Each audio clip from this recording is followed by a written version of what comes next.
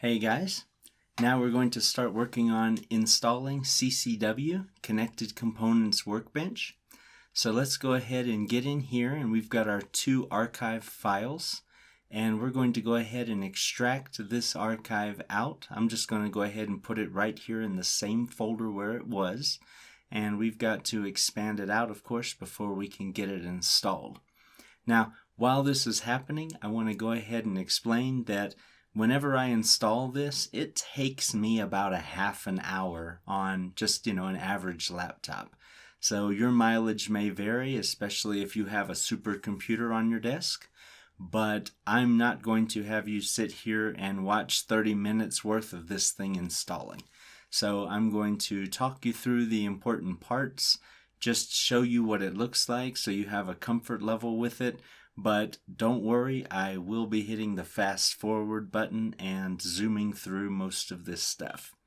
One thing that you're going to notice on pretty much all of the installations that we're going to be doing is that we're going to leave the default parameters set on everything that we're installing. So all you're going to really have to do is double click, hit next, hit yes, hit OK, get the thing installed, and then it's going to be ready to go. So nothing custom, nothing that we have to tweak.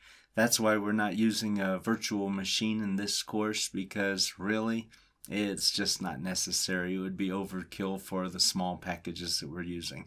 Some of these installations, granted, they are a couple of gigs. They aren't small programs like, Logix 500 was when we were in PLC 1. But you'll see why. We're getting a lot nicer interfaces. We're getting a lot more functionality, multiple languages. So, it's good stuff. All right, now I've got my folder here. Let's go ahead and jump into there. And I'm going to scroll down here and look for my setup file. There we go. And let's go ahead and get this thing running. And you can see right here we've got our checks in the boxes. We're good on that. We don't need to change a thing.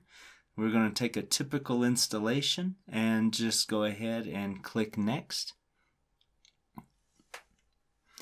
You can change your username and put in an organization if you want. I'm just hitting next, and let's go ahead and accept their agreement. Hit next again. I'm going to put this on my C drive because on this computer I don't have another drive. Hit next, and now we're in installation. And there we go. We've got this thing. So we are fully installed. I didn't get any errors along the way. If you do get any errors along the way, just close out and try to install again, and that will probably solve your problem.